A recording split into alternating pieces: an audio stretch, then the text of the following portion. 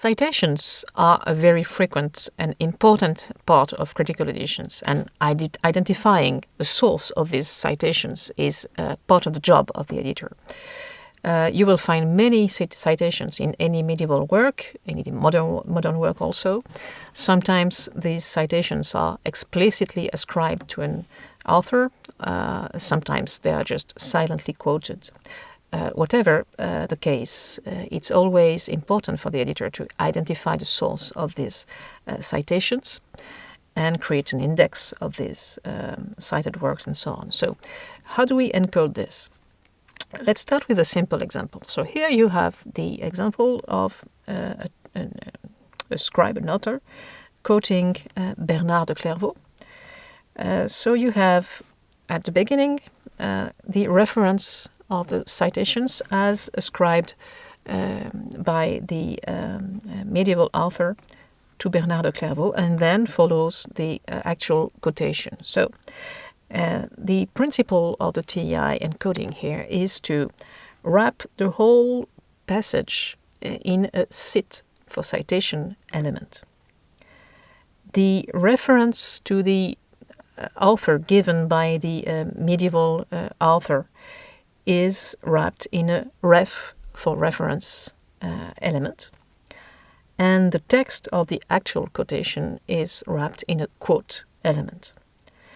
Then we add a bibl for bibliography element, which contains the reference of the text as given by the modern editor.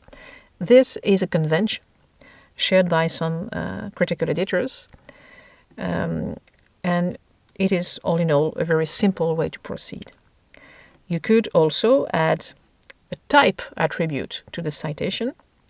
For instance, here we have a citation which is ascribed to an author, so we could use the type attribute on cit with the value ascribed, for instance. That would let you produce different index files from your edition to have different types of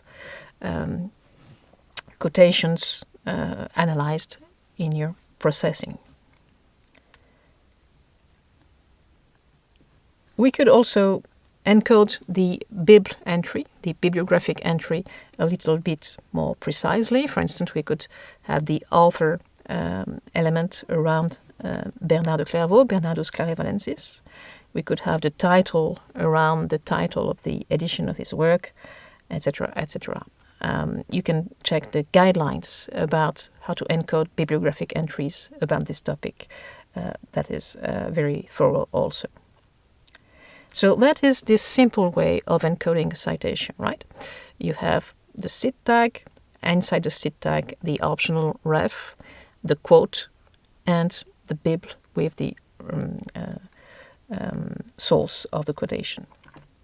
You can have a slightly more elaborate example with the bibl element from the citation pointing to an entry in the general bibliography. For instance, you can have somewhere in the document, typically in the front or back or in the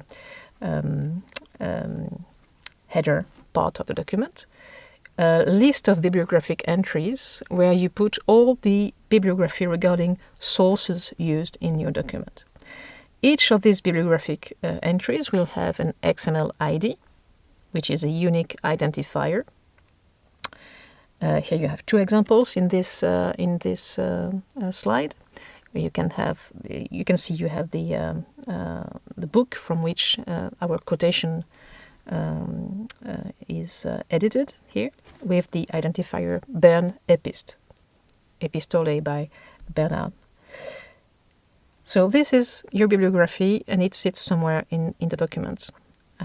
Then you can have a reference to this full bibliographic entry from this short reference in the encoded quotation. That lets you add just a short reference in the text, but then you could link very easily to the full reference of this book, which sits in the full bibliography. With this explanation of quotations, we end this module dedicated to critical editions. We hope you enjoyed this part, and we're expecting you to join us again for the 4th week and the next modules. Thank you.